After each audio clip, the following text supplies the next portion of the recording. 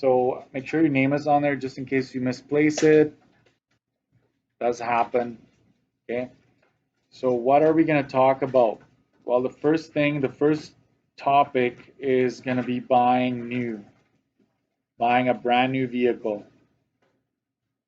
So just use the front cover, right? Like that's why I left that blank there. Just write this down so you have an overview when you're studying. So with buying new, especially with buying new, we have something called depreciation and loss in value. Okay, your car, especially new cars, they lose value very quickly at the beginning. In fact, if you can wait 4 years, like let's say right now it's 2021, right? You buy a car that's 2017 or 2016, most of its value will have depreciated already. And then it just slows down after that.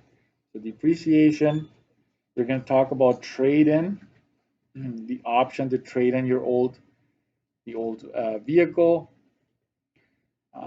And so that's primarily what we're going to talk about it, and we're going to talk about the pros and the cons of buying new. Okay. Okay. So then we're also going to be talking about buying used, right? And there you're going to have the choice because when you're buying brand new, it's usually through a dealer.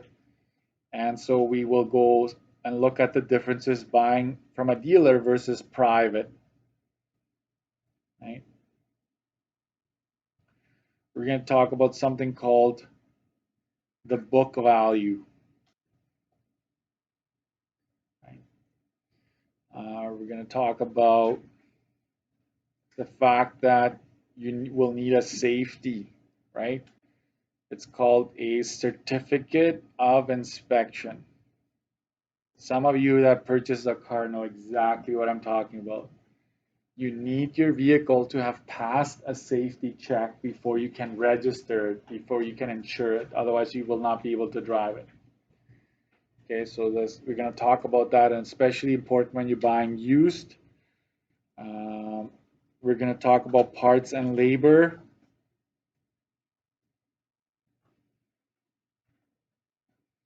And that's basically it for buying used. Then we're going to talk about financing.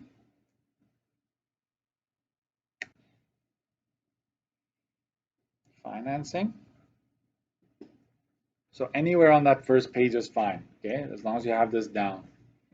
We're going to talk about loans, obviously, interest versus principal.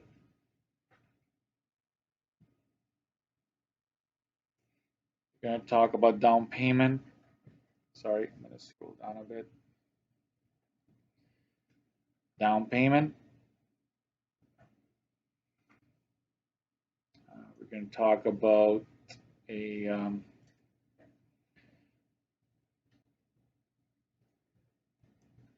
I think I'm going to leave it at that. I think that's good enough. Lien. That's what I wanted to add there. A lien, when banks give you money towards the car, they're actually going to ask for a VIN number. Every car has a VIN number, like a long number that identifies it. The bank owns it until you pay it off fully. So you cannot just get money to buy the car and then go ahead and sell it and keep the money. Before that happens, the bank will take their share and then you get the leftovers, right? So they make sure that everybody know any bank can search that VIN and know that money is owed on it, right? So I would strongly encourage you to always make a search before you buy a car. Have you ever seen the repo shows where they repossess things? Yeah, the bank actually, they if they find out that you have a car that's where there's money owed, they can take it from you and you don't get a cent, right? Because that's technically their possession. They have the right to take it back, right? So make sure you do a lien search, and I'll talk about it when we get there. Insurance, we're going to talk about that, of course. We're going to go into Manitoba Public Insurance, into their website and do some calculation. We're going to do estimate premiums. We're going to estimate how much you can expect to pay for a car. We're going to talk about deductibles. We're going to talk about third-party liability.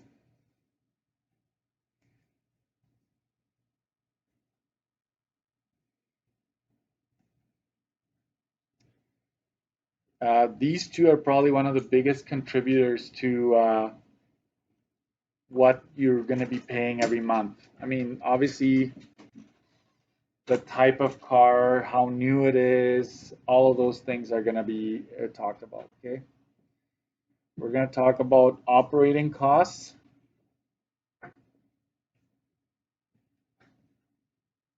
What does it cost to actually run a car?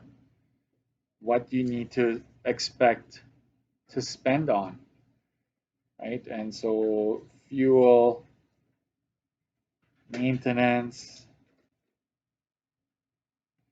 and so forth. And we're also going to be talking about fuel economy.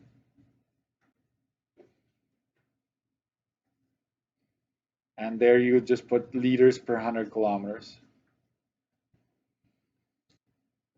We're going to talk about what you can do to improve it and how to calculate it and so forth.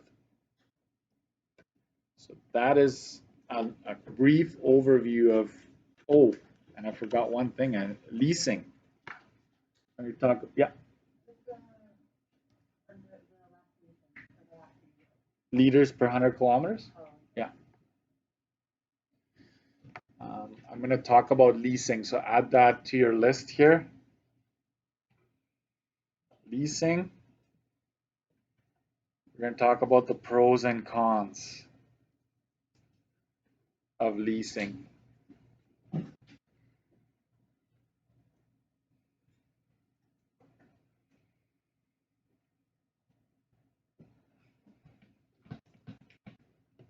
It's basically a long-time rental, right?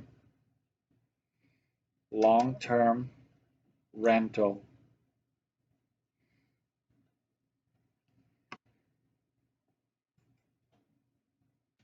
All right, so this is, if you look at this page, even 2 months from now, you're like, oh yeah, that all rings a bell, right? It kind of sums it up, but it's not everything, of course.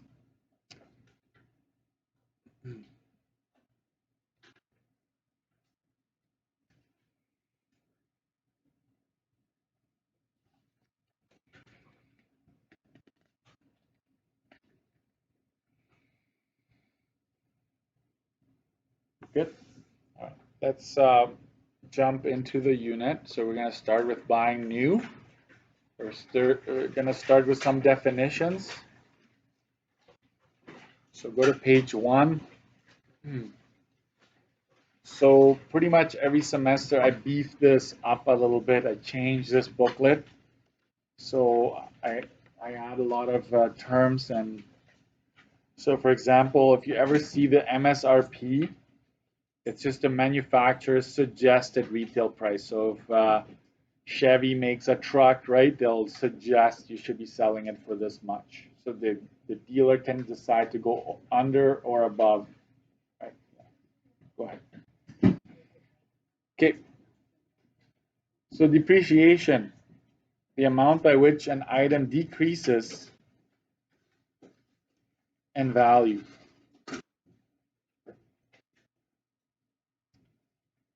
So write in decreases right there into the blank there. Residual slash depreciated value, that's the value of car, the value of the car after time passes. Okay. It's after the time. So residual, think of residue, right? Something is left over. Sometimes you will hear the word guaranteed residual value. So some dealerships will say, hey, after 5 years, we can guarantee you that your car will be worth this much, right? Standard equipment is just basic equipment that comes from factory, right?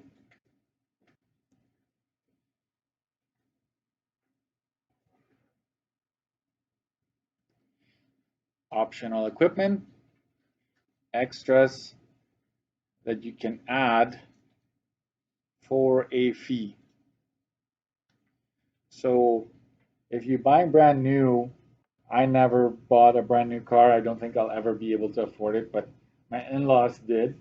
So they actually went online and they just put together the vehicle they wanted to buy, Toyota Highlander. So hey, you want the sound system, you want the entertainment package, you want leather seats, you want dual climate control, everything gets added. And so you start with a basic and then it just adds to your total cost until you say, hey, check out, and you order that car, right?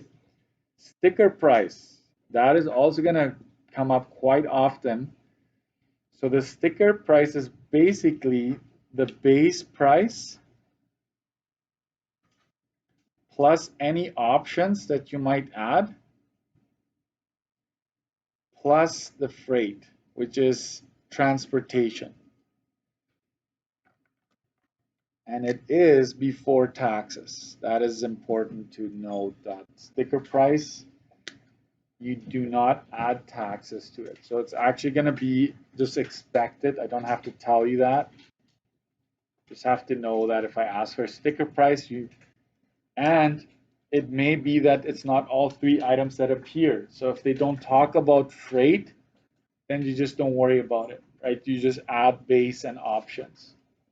Or if they don't mention options, you just add these two, right? Like sticker price is whatever you're given. Those three, if they're there, add them up, and that's your sticker price.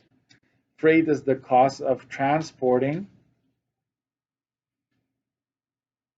a vehicle from the manufacturer to a dealership. So, right, it's made at a factory. Sometimes it has to go on ships, shipped all the way over, goes on a semi takes it to the dealership, then you get it, right? So you pay for that. Quite often you pay for it. Warranty is a plan that covers major major repairs, but not regular maintenance for a specified time or mileage. So I don't know if you've ever seen, right? I think Mitsubishi offers the best warranty, so they claim. I think it's like 8 years or something, or a certain number of kilometers, whichever happens first. So if you drive a lot, you're gonna get there probably in 3 years or 4 years instead of the 8, right? But they kind of have this like 8 years or a certain amount of kilometers driven. But you need to show that you're getting the oil changed at the specified time. Okay. Trade-in, some dealerships will take an old vehicle and subtract its value from the purchase. And this is very important. You subtract it before adding tax. I will say it 2 more times. Yeah, go ahead. You subtract it before tax. You subtract it before tax, right? A trade-in vehicle, you subtract it before tax. Down payment, it's the amount you paid towards the car. This is subtracted after taxes, right? So down payment is after taxes. And now we're going to do a little bit of math here.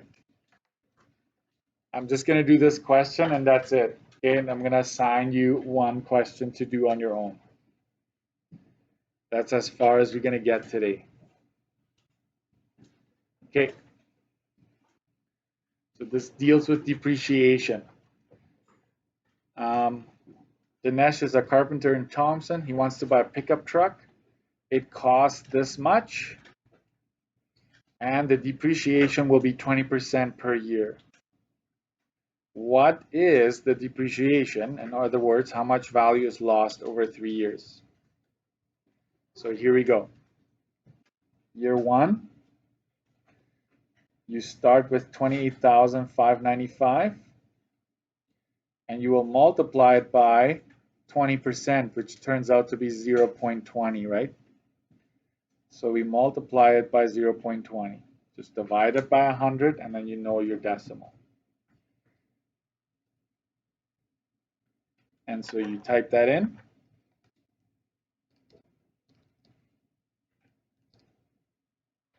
And you get 5719. I'm keeping that on my screen.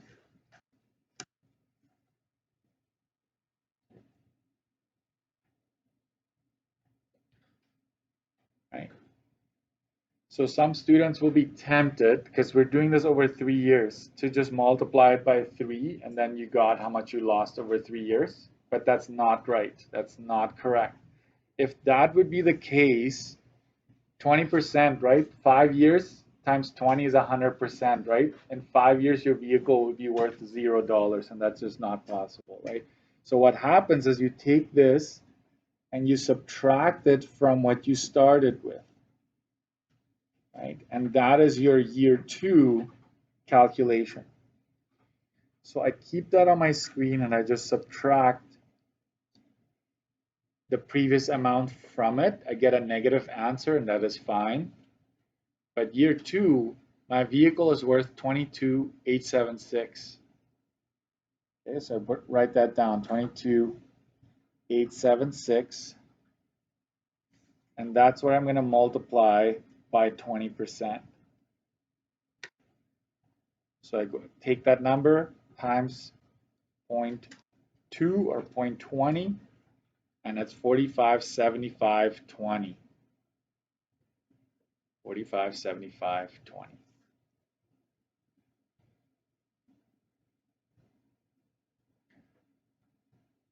I take that value down here,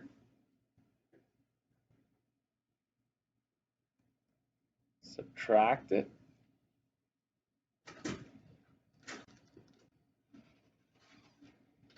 and I get this for year three, 18,300.8.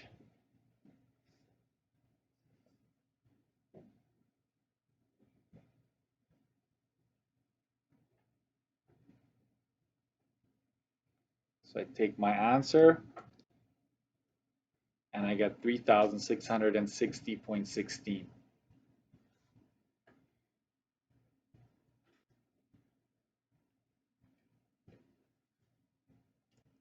So over time, the amount you lose is going to slowly go smaller and smaller, okay?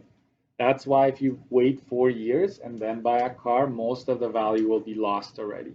Like a big chunk of it will be lost. So let's add this up to get our total depreciation, right? Total depreciation. Let's just add this up. I'm going to show this because you might look back in a while and be like, what happened, right? How did I get that number?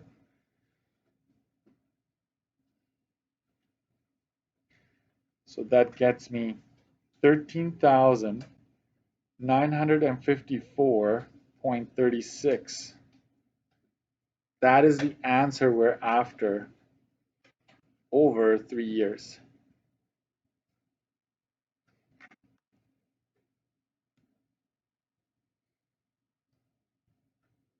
So you lost this much over 3 years. And this isn't that far-fetched. This is about, I would say, about right. Except for a truck nowadays is probably a brand new one is 50, 60,000 or more. So a little bit unrealistic. It might be just a single cab, right?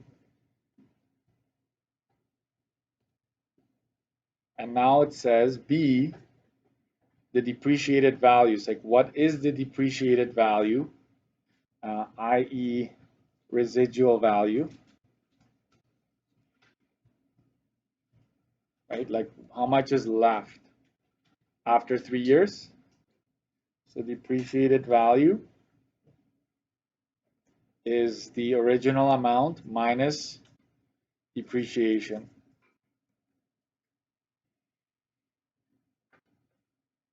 So it's 28,595 minus the 13,954.36.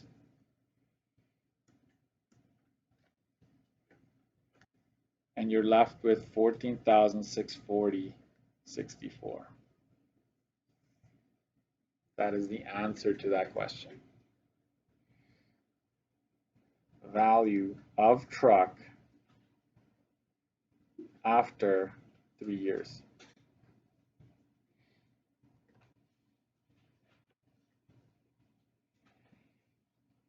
And please write this down. Homework for this, page 4, question 1.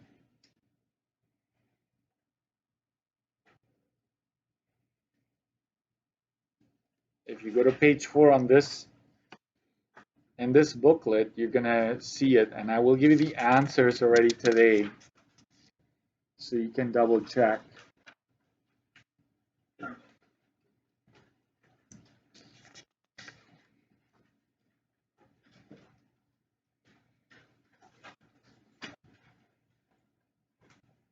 Just question 1, which is A and B, not a whole lot. You should be able to get it done in 15 minutes or less. Let me just go there, and I will give you the answers. Page 4, okay, in brackets, 10,718.75.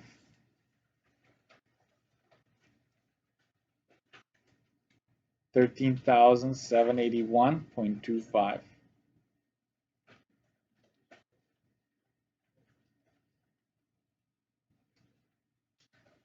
15,311.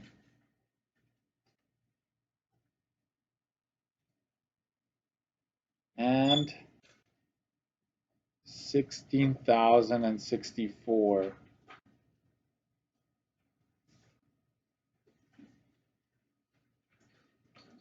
So those are the answers. Watch the years and watch the percentages. They're different. And I did that on purpose, okay? So this is page 4.